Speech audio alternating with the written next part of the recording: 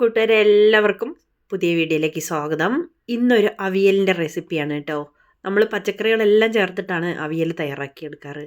എന്നാൽ ഇവിടെ മുരിങ്ങക്കായ മാത്രം വെച്ചാണ് ഞാനിന്ന് തയ്യാറാക്കിയെടുക്കുന്നത്.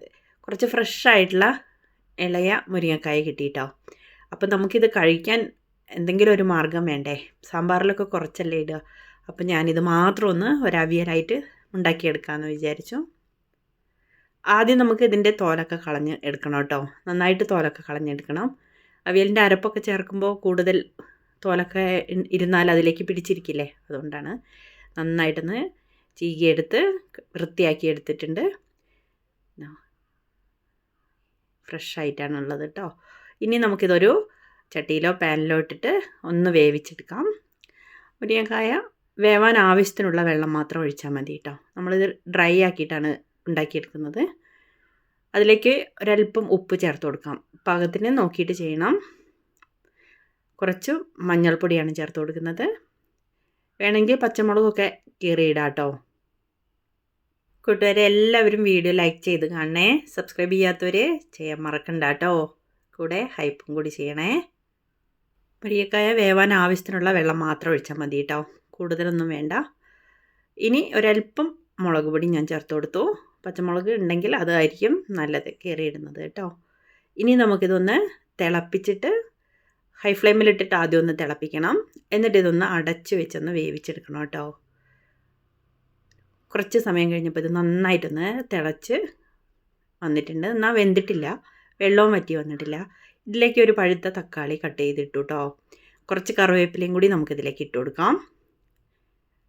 വീണ്ടും നമുക്കിതൊന്ന് അടച്ച് വെച്ച് മീഡിയം ഫ്ലെയിമിലോ അല്ലെങ്കിൽ സിമ്മിലോ ഇട്ടിട്ട് ഒന്ന് വേവിച്ചെടുക്കണം. ഇടയ്ക്കൊക്കെ ഒന്ന് തുറന്ന് നോക്കി ഇടയ്ക്കിടയ്ക്കൊന്ന് ഇളക്കിയെടുത്ത് വേവിച്ചെടുക്കണം കേട്ടോ. നന്നായിട്ടൊന്ന് വേവിച്ചെടുക്കണം. അതിൻ്റെ വെള്ളം ഒന്നും കൂടി വറ്റി വരാനുണ്ട്.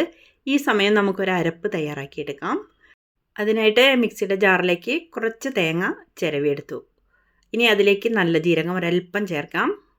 2-3 വെളുത്തുള്ളി അല്ലിയും കുറച്ച് ചെറിയ ഉള്ളിയും കൂടി ഇടണം. പിന്നെ എരിവിന് ആവശ്യത്തിന് ഉള്ള പച്ചമുളകും കൂടി ചേർക്കാം. കൂടുതലൊന്നും വേണ്ട. എന്നിട്ട് ജസ്റ്റ് ഒന്ന് ചതച്ചെടുത്താൽ മതി കേട്ടോ. അവിയലിനൊക്കെ നമ്മൾ ഇത്രയല്ലേ ചെയ്യാറുള്ളൂ.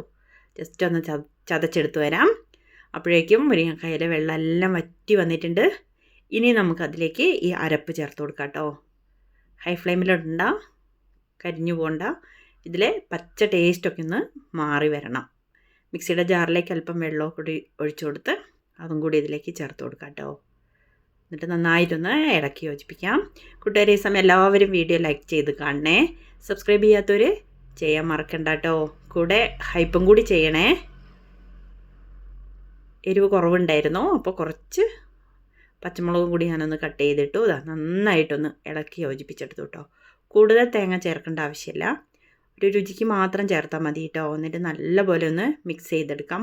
ഉപ്പൊക്കെ നോക്കണം. ജസ്റ്റ് ഒന്ന് അടച്ചു വെച്ചിട്ട് നമുക്കതൊന്ന് ഒന്നും കൂടി ഒന്ന് വേവിച്ചെടുക്കാം. സിമ്മിലിട്ടിട്ട് ഒന്ന് നന്നായിട്ടൊന്ന് ആവി കയറ്റിയെടുത്താൽ മതി കേട്ടോ.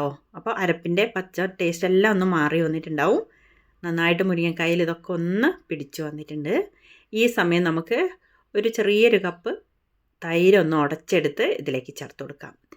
ഇപ്പം നമുക്ക് സ്റ്റൗ ഓഫ് ചെയ്യാം കേട്ടോ. ഹൈ ഫ്ലെയിമിലൊന്നും ഇടണ്ട. നന്നായിട്ട് ഈ ചൂടിലൊന്ന് ഇളക്കി യോജിപ്പിച്ചൊന്ന് അതൊന്ന് മിക്സാക്കി എടുക്കണം. തൈരിലെ ടേസ്റ്റും തൈരിൻ്റെ പുളിപ്പും അരപ്പും എല്ലാം കൂടി ഒന്ന് സെറ്റായിട്ട് വരട്ടെ. മുരിങ്ങക്കായയിലേക്കൊന്നും പിടിച്ചിട്ട് ഒരല്പം ഉപ്പും കൂടി ചേർത്തോ. കുറച്ച് കറിവേപ്പിലയൊക്കെ ഇട്ട് കൊടുക്കാം കേട്ടോ. വേണമെങ്കിൽ ഒരല്പം വെളിച്ചെണ്ണ ഇതിലേക്ക് ഒഴിച്ചു കൊടുക്കാം കേട്ടോ. സൂപ്പർ ടേസ്റ്റി ആയിട്ടുള്ള മുരിങ്ങക്കായ അവിയൽ തയ്യാറായിട്ടുണ്ട്. എല്ലാവരുടെ അഭിപ്രായം പറയണേ. വീണ്ടും നമുക്ക് മറ്റൊരു വീഡിയോയുമായി കാണാം കേട്ടോ.